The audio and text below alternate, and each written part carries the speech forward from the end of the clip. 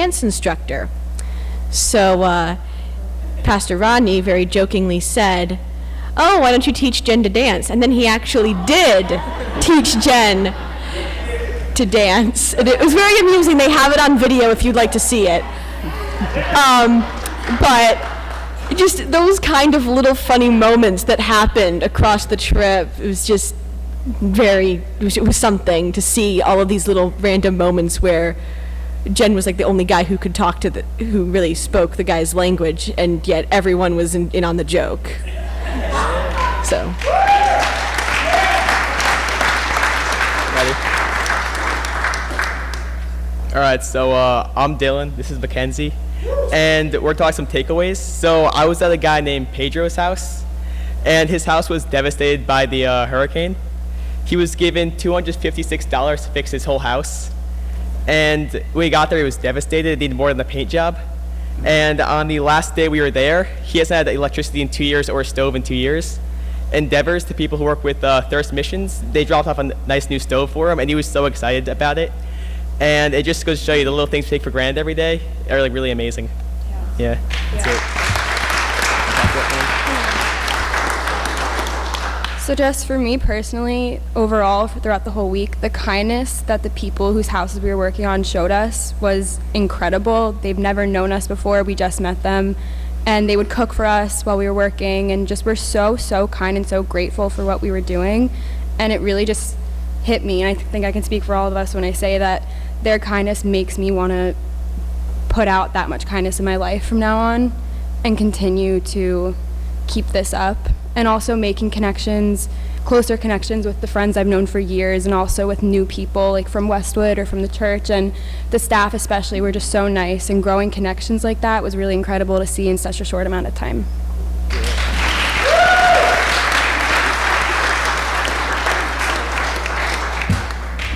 Hi. So every day we had devotions right after breakfast, and for me it felt kind of normal because it was my dad, preaching about the word and like explaining these stories of the Bible. It's kind of like what I grew up with.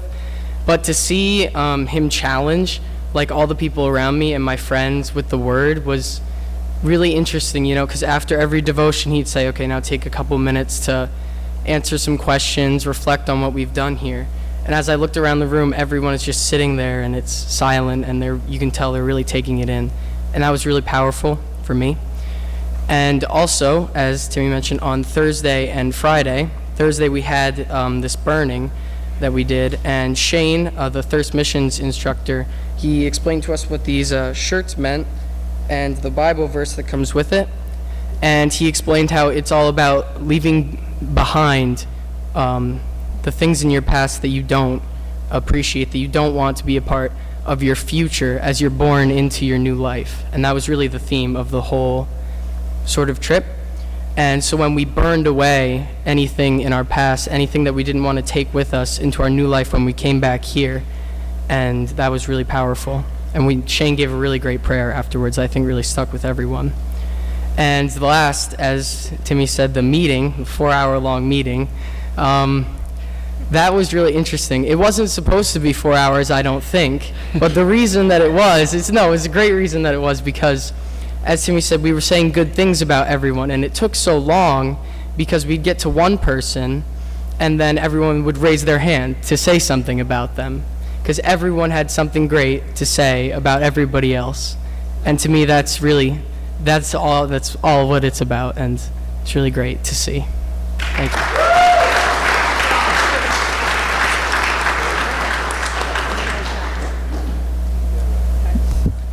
Hi. So my group on the last day, we only got to meet the homeowner. Her name was Peggy. She was probably like the sweetest person we have ever met in like our entire lives, and we had only really known her for not even 4 hours yet. She made us lunch. She was talking to us throughout the entire day we were working, and by the end we were all like laughing and dancing and smiling, and it was just so like incredible to see. And as we were leaving, she said that she considered us like her grandchildren, and that we would always have a place to stay if we ever wanted to come back, and that Even though she like lives alone, she says that like she lives with God and like she considers us angels in the form of people. So it was just like kind of incredible to see how like she really just had nothing, yet she was so like gracious, and like the hospitality that like we all experienced, I think is something that we'll never forget.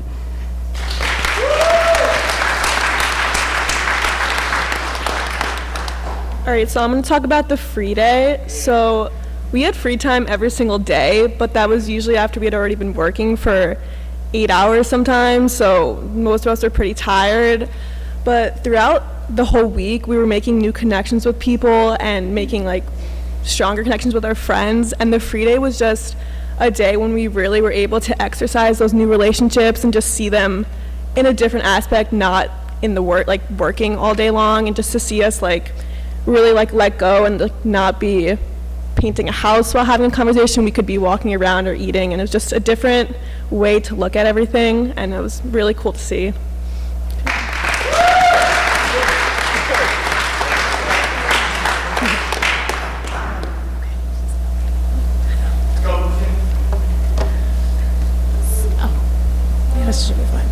So during one of our meetings prior to the trip, Pastor Rodney listed important goals for the trip, such as being a humble servant, a fervent listener, and a zealous developer. So throughout the whole trip, I noticed that all of them had these outstanding qualities that were coming out. They developed relationships with the Thirst Mission Group. They did their community outreach. They worked on homes that they never thought they would work on in their lives. So it was really incredible to see them out of their comfort level, and it made me, because I'm a teacher at Emerson, really proud of the students and proud of the students at Westwood and also Waldwick. So, and as Ms. Murphy said, in our share out group, they kind of gave the people back their homes in Puerto Rico.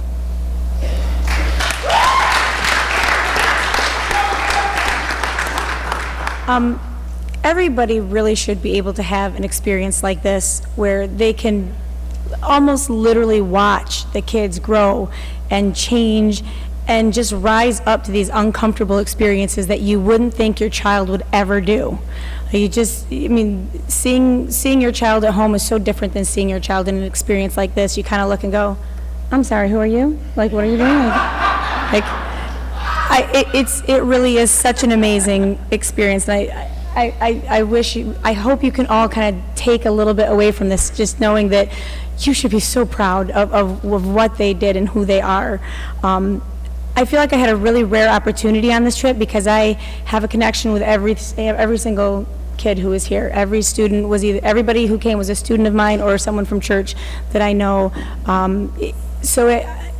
It was very touching to me to see how every single student that I've known for either since 7th grade running in track to since they were itty bitty little babies running around in the church aisles, just to see how much they've changed. Everybody was challenged, everybody was uncomfortable, and my favorite part was that every single person found out that they were stronger than they knew. That's one thing where we think, I can't do this, there's no way, this is not me, I am not doing this, no way, and all of a sudden there they are doing it. How many of these kids had Spanish with me years ago, or only had Spanish 1, and they're like, no way, I am not speaking Spanish in Puerto Rico, and next thing you know, you're having full-blown conversations at a house where you know this much Spanish, and pretty soon it's so empowering for them, but also empowering, I think, for me, or for all of us who are teachers, to just see, oh my goodness, like look at them take what we've taught them and use it out in the world, thinking they're never going to use this, they're never going to be able to do it. And most of them would tell you, I think before this trip they would say, there's no way I would ever dare use Spanish out in the real world. But they rose up to it, and I think it was just so empowering to see them beaming, like, I knew what he said, oh my gosh, and he understood me. And to see them rise and just really tackle it head on, that uncomfortability, and just realize they were so much stronger than what they ever thought they were.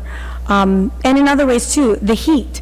Like we went, we haven't any heat here, and to go from that to just like a hot box every single day, they all worked through it. There was not hardly any complaining. Sleeping constraints, we're sleeping on air mattresses, some of whom were too big for their air mattresses, and ended up sleeping on the floor. But nobody complained. You know, they just kind of laugh it off, but they find out they can sleep on a cement floor and it's okay. Talking to strangers, we don't do that. We don't do that today, but they all did. We walked house to house talking to people we've never seen before. Talking in Spanish, physical labor, something that we just aren't used to that much anymore these days. Food, not being able to eat what you want, when you want it, how you want it, and not even knowing what something was. Again, they rose to it, they tried everything, and I was so impressed. Everybody bonded and formed new relationships of some sort. And I think my favorite part was that everybody learned that the world is so much bigger than what they knew. You know, everybody at 16, 17, 18 thinks they know what everything is like and all people are the same, but it was neat for them to say, wow, this is different. I had no idea people were like this. They saw different people, different cultures, different ways of thinking, different landscapes. Yet, in some way, we're still all the same. And I think that was the best part for them to see, that not everybody is like how we are here at Emerson, but that's what makes it so cool and unique. That this thing that we all call humanity is still all connected by love. And I was so proud, and I hope you can walk away just walking a little taller today, knowing that you have really cool kids.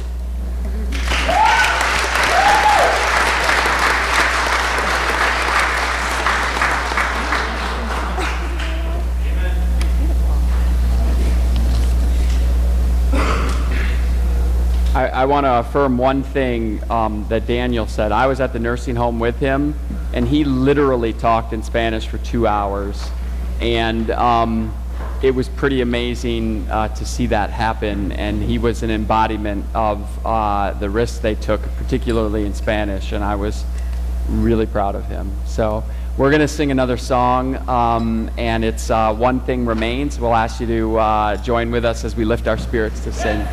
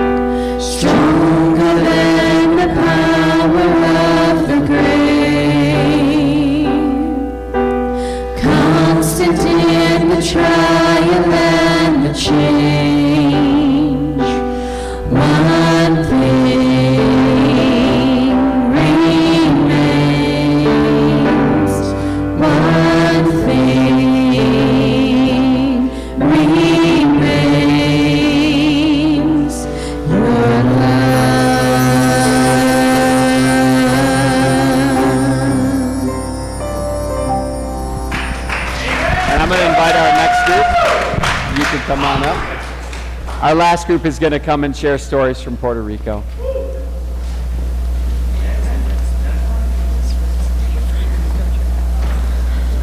Okay, so as Cole had mentioned before, I was also with him throughout the week at the church. While everybody's going out to different houses and working on everything, the very place where we were living also needed work, and we were doing a lot of work on that throughout the week. And instead of having a crew of just one group of kids that were staying at the church, we rotated people out so that everybody could get out to different places. And I stayed behind each day, and each day people would come back on the bus from their work sites. And every day they were covered in sweat and paint and dirt and rust. And at the same time they also had smiles on their faces coming back despite all of that. Okay? And they had stories to tell every day, and they're smiling, talking to each other, thinking about how great the day was despite how disgusting they were when they came back. And that was and being at the church every day and watching people come back each day like that was something that was great to see.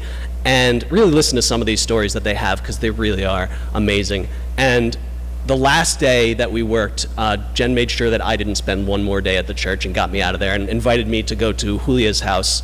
And I worked with them for the day. And it was amazing to see, because it was the end of the week, it was the last day, it was the day for goodbyes too, finishing everything up. And what I noticed just being there for that one day, while they were saying goodbye, it didn't seem like they were there for 4 days. It seemed like they'd been there for months, the way that they said goodbye to each other. And I feel like that's the same way it was at most of these sites, that they created these relationships with these people. While all they had to do was work on their house, they created amazing relationships with each other. And it really did feel like they were saying goodbye to family when they were leaving. And that was something special to see.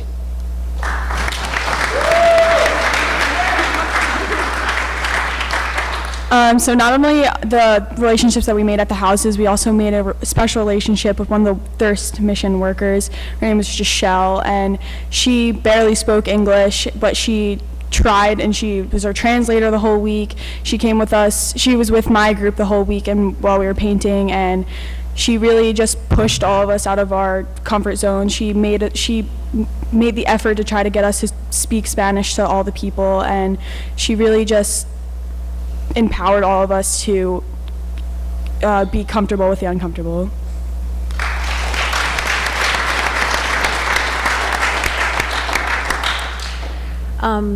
We went in the afternoon around, we took 2 different groups to bring food bags to people in the community. We met at the community center, and the person from the community center knew where we should go with the food bags. We met with many people, and the most important thing was that they wanted to share their stories with us. And they were very appreciative of the food, but it really wasn't about the food as much as us being able to speak to them and to share. And there was I'll just pick out a few things. There was one woman that brought her child down, and she had many children, and she was I think she was 18, 19 years old and already had 3 children. And one of her children has congenital hydrocephalus and has already had 8 operations and is going to have a 9th, and she asked us to pray for them. So then there was another woman that came out, and then she brought all the rest of her family out to talk to us. So she had many children, and everybody's trying to keep the families together too. That's what I got a lot from, that they're trying to, it's very important, their families, to keep everybody together. And the last woman that we went to, she doesn't have any family with her in Puerto Rico, but she wanted us to pray for her family, and she also then wanted to pray for us. So just seeing that it was so important for her to also pray for us, and that love of the people for us and their appreciation for us was just really amazing.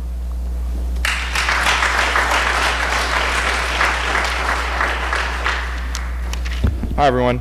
I made this higher for myself. All right. So I made some notes over there on the piano, and sorry if I stumble a little bit, because I just want to say that the whole week was very emotional, and I'm talking about the emotional stuff kind of, so so I'm out of lost words, that's why. I'm usually not, though. All right, so like Ethan and Tim talked about, I get the religious part, and I'm talking about morning devotions, right? So in the morning devotions, Rodney passed out pieces of paper that had stories from the Bible on it, and we talked about like Ruth and the Moabites, and how the donkey strayed its path, and then the owner hit it 3 times. So, and it like just set the agenda for the day, like a theme to think about, questions to think about, and yeah, that's pretty much a morning devotion. And every night we came back and we would pray every meal. So when we came back, we would just discuss like how the day went and stuff. And although it doesn't seem very religious, it kind of was, because we'd always just talk about our day, like challenges that we faced, and come together as a community. And that's kind of what religion is, like coming together as a community and talking about how you feel about relationships and stuff. So, and the other thing that I wanted to talk about, because Tim and Ethan talked about it a lot, like the shirts and the meaning behind it, and also the affirmation on Friday night, where we sat for 4 hours and talked about people. And I just wanted to add a little bit. And I don't mean to call out, so, all right, before I say that. So, as probably most of you know, there's a lot of Emerson's kids that went on this trip, but there was only 4 Westwood kids, and the whole week they called themselves the Fab Four. And I don't mean to call them out right now, but as we stood up and we talked about each other in the circle, it takes a lot of courage in general just to stand up and to talk about people.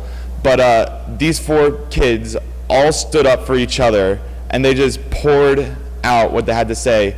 It was really, really touching just for me as an outsider, just to watch how close of a friendship they've made. And I told them in the circle, I said, never lose that, because it's something that is precious and stuff. And I can kind of relate because I'm super close to my twin brother, Cole. So I never want to lose that with him, and I encourage them to never lose that between their friends. So then also another religious thing I want to talk about is, beyond just like the group meetings with everybody, is I got to talk a lot of religion with the Rodney, with a lot of the Thirst Mission, like our leader Shane and another person, Elizabeth. I sat with Elizabeth in a bakery that we went to, and I talked to her at a booth for an hour with Cole just about religion. And I'll touch upon it later because I'm going to talk again about what we talked about and stuff. So yeah, it was just really touching, and I learned a lot, because going into this trip I didn't think it'd be very religious. And every time we met or we congregated, we'd talk about religion, right? Because I thought we were just going to go working on houses, but it was a lot of learning about religion and just a lot of stuff in general. So thank you. I'll pass it on.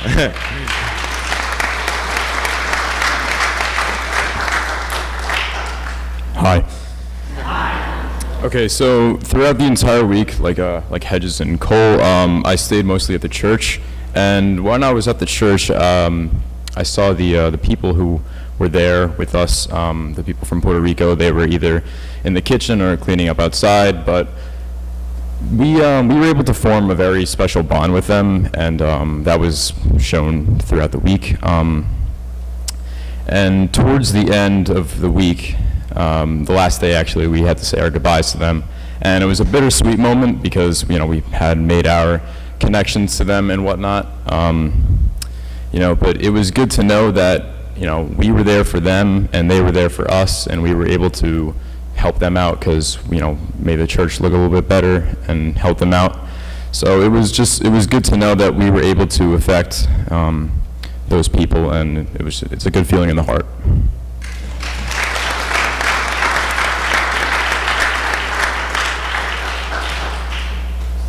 So good morning. We're going to talk about the free day. So we worked for 4 days, and then on the last day, on Friday, not the last day, but like Friday, we had our free day. So we went to Old San Juan and saw the fort, and then we went into the city and then ate and then did some shopping, walked around, talked with each other.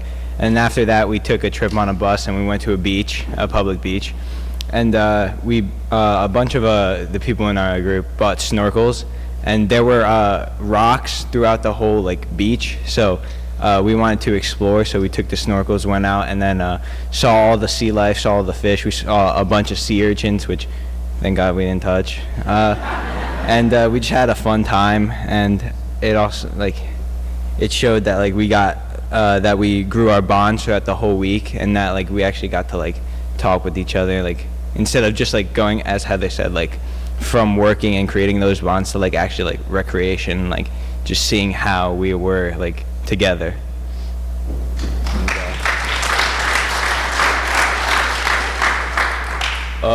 As people previously said, like no matter where we were, everyone was so welcoming and nice. And even though we were in a poor area where we were working in Caguas, everyone was just so giving. And when we went to San Juan, it was the same thing. Just everyone everywhere from Puerto Rico was just so nice, no matter what they had or what they didn't have. So that was really nice.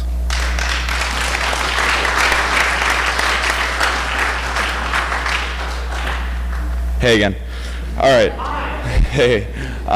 So a lot of people are telling you about their takeaways of the week, and it's mostly just memories and stuff. And I have a lot of memories from this week as well, but I'm going to focus on the religious part of the takeaways for the week. So, as I said, I was in a bakery with one of our counselors, almost our leader, and we talked for an hour about religion. And the thing that I learned is that religion is not religion. I know that sounds kind of weird, but it's a relationship with God. And often people confuse a relationship with religion, because religion is often like rules, formalities, and stuff you have to follow, whereas a relationship is like an intimate relationship, a connection between you and God. And I thought that was very powerful, because I never thought about it that way, and it's very true, and it's kind of sat with me the whole week. And yeah, it's very touching, and like I said, I'm like a lot of lost words right now. So I'm gonna move on to my next bullet point. So another thing that I learned is that God is love. Like, God is just not a being, he's love. Because this whole week we were surrounded by love. Like Mr. Hedges was saying before, we'd go up to these strangers in the street handing out blessing bags, and within the matter of minutes, or hours for that matter, we would just be like, we'd have a loving relationship. It's really hard to explain, but like, yeah, like minutes within meeting each other, they'd like start crying. We'd be like, oh, I love you. And then they'd say, I love you back. And it wasn't just like, oh, I'm saying it. It was actually meant by them and by us, which I thought was very interesting. And the whole week we were surrounded by love. So the whole week we were in the presence of God, which I found to be very touching. And now that we're all congregated here together and we're all loving each other and sharing our memories, it's going to be, yeah, probably emotional. So yeah, I just wanted to take my relationship goals, my relationship memories away from this trip, not my religious memories from the trip.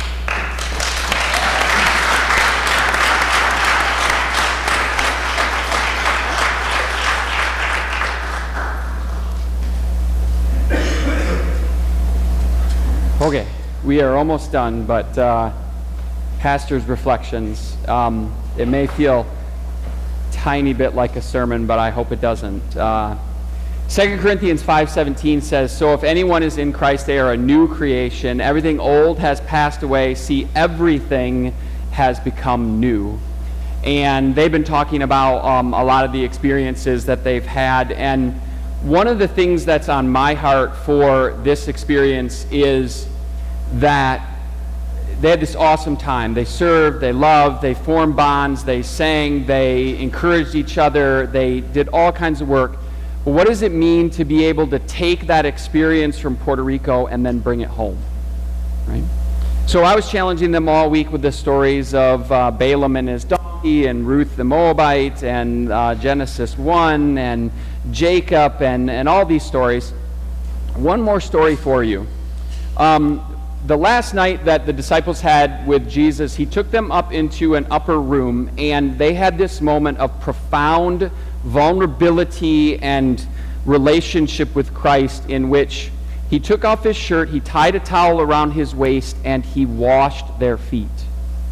It's this moment of service and love and intimacy, and I would think that the disciples at that point were as close to Jesus as they possibly could be. They had this profound connection of love as he made sure that their feet were clean. And then he said, when I have cleaned your feet, every part of you is clean. And I can't help but think that what they wanted to do was to just grab a hold of that moment and be in it at all times. But they couldn't, right? Because they moved on from that moment. Right? And in that same upper room, they shared a meal together. They broke bread together, and Jesus said, this is my body and this is my blood, and I am sharing who I am with you. This is the deepest love that I can give for you. And you've had that experience in Puerto Rico, sharing your love, sharing your service, sharing all that you have. And the disciples couldn't reenact that. They couldn't make it happen again, right? But here's what they did, right? After Jesus had returned to heaven, they learned that how important that moment was. So they said to each other, every time we get together again, from that point forward, we're going to do this with each other. We're going to have a meal. We're going to break bread and pour out wine, and we're going to share that love together that we experienced in that upper room. And we're going to serve each other. And we're going to serve the community every time we get together. So this is my challenge for you, for the kids that were there, right? You have this really high experience, this amazing experience in Puerto Rico, and you come home